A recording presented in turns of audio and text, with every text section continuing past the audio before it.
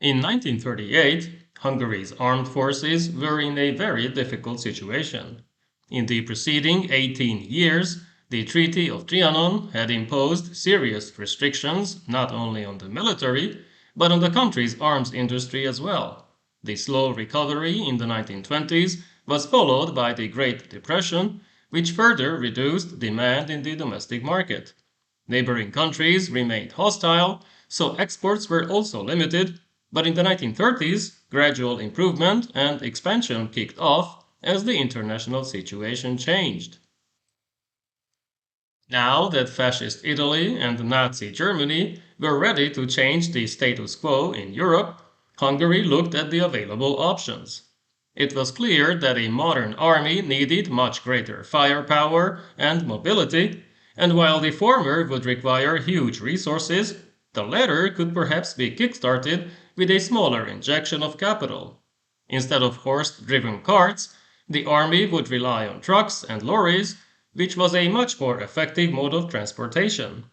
This is what the 1938 Győr program and the Army's Huba plan aimed at, although the desired goal of 12,000 trucks seemed unrealistic. Still, the first steps were finally taken after almost 2 decades of forced stagnation. The required industrial capacity came from the Hungarian wagon and machine works in the city of Győr. The company had considerable experience, going back all the way to 1904, when they introduced their first prototype on iron wheels.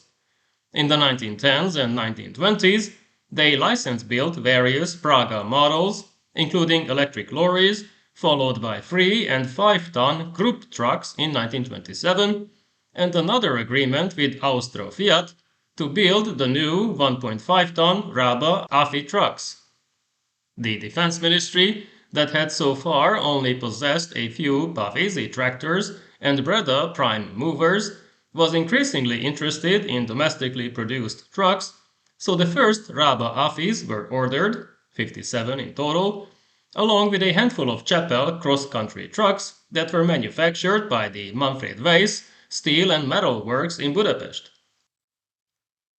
In 1936, Hungary purchased 1,000 Ford 2.5-ton trucks from Cologne, Germany. These were to be used to equip the two mobile brigades until enough Krupp Protze and Chapel trucks could be delivered. However, the Germans would not sell the rights to manufacture either the Krupp Protze or the already existing Mavag Mercedes trucks in sufficient quantities, so a domestic alternative was needed.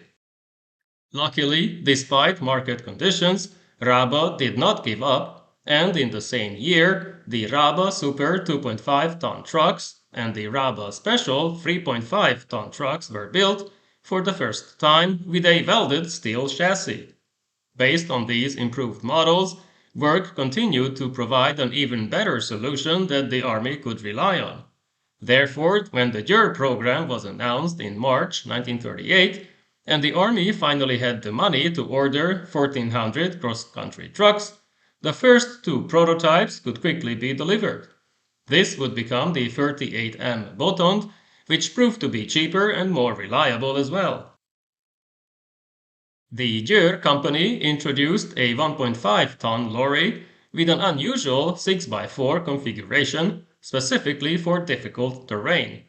It would allow 14 people to be transported and also to tow up to 2 tons in a trailer.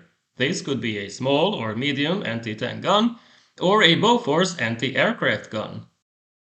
In August, the Army trials convinced the General Staff that the solution was in front of them, so the contract was quickly sealed. This was especially needed now that the Little Entente, feeling the German pressure, finally agreed to Hungary's open rearmament in the Bled Agreement, which was signed in the same month. Chief designer Dezső Winkler included a 4-cylinder, 4-stroke petrol engine with 65 horsepower. This was more than enough, but further improvements were planned while the first series was being manufactured.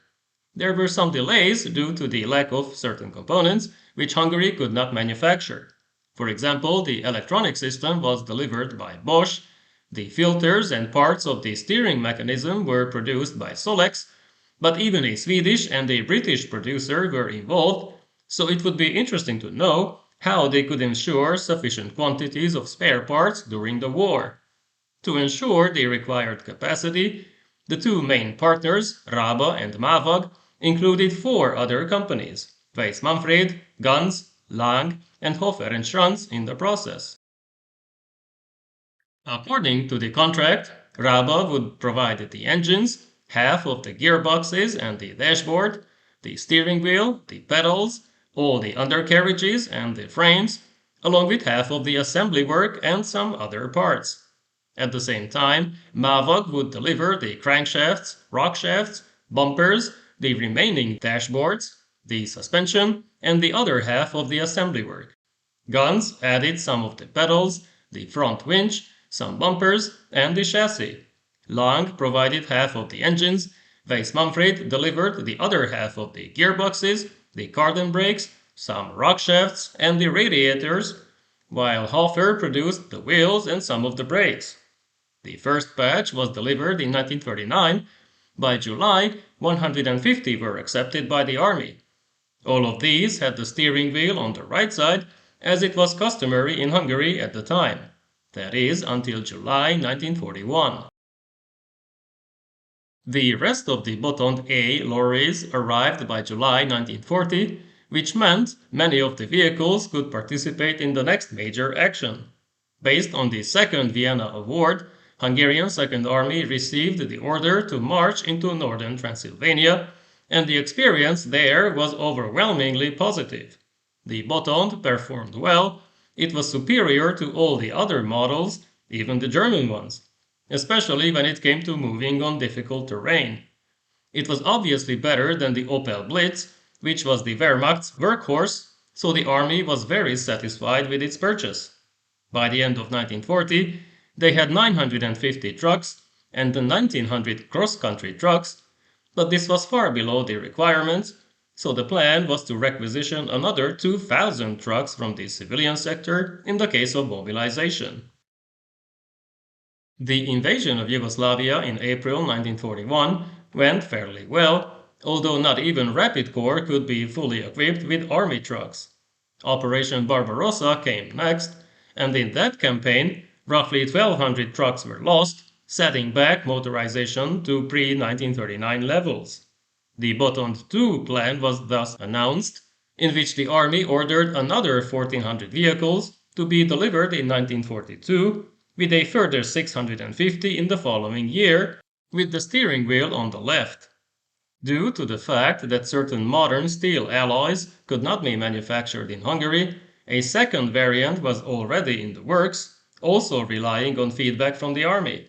The 38/42M Botond B therefore had a cheaper and simpler design, but the engine was improved to 70 horsepower. Another company, Uri, joined the cooperation, but delays increased because the arms industry was now focusing on the production of armored vehicles, mainly light and medium tanks. For this reason, the Botond II plan could not be completed. Nonetheless, special versions were delivered. These served as movers, ambulances, command trucks, and so on. Second Army's defeat at the Don in early 1943 dealt another blow to the Army's motorization level after losing another 1,600 trucks. The modified Botond III plan intended to reduce the delays and improve the situation with an increased production capacity. After the previous failure, 2,000 trucks were now ordered, but only 882 could be delivered before the Allied bombing campaign destroyed the motor vehicle factories in the summer of 1944. According to the documents we have today, in total, 1,443 Botond A and 1,105 Botond B trucks were delivered, along with 60 damaged ones. Sadly, the first major bombing in April 1944 also destroyed the prototype of the Botond C model, which had a 6-cylinder engine with 100 horsepower. Work on this type would only continue after the war in 1946, but after the communist takeover, development had to be ceased, and all efforts were diverted to the license-built Steyr D350, which was inferior in many aspects. In hindsight, we can say that Hungary managed to ramp up the production of trucks that served the army well throughout the war. As with all military equipment, there were never enough of them to fully satisfy demand, not even enough to replace losses. In the end, a proven design was discarded by the new authorities, who wanted to erase everything that reminded them of the previous era.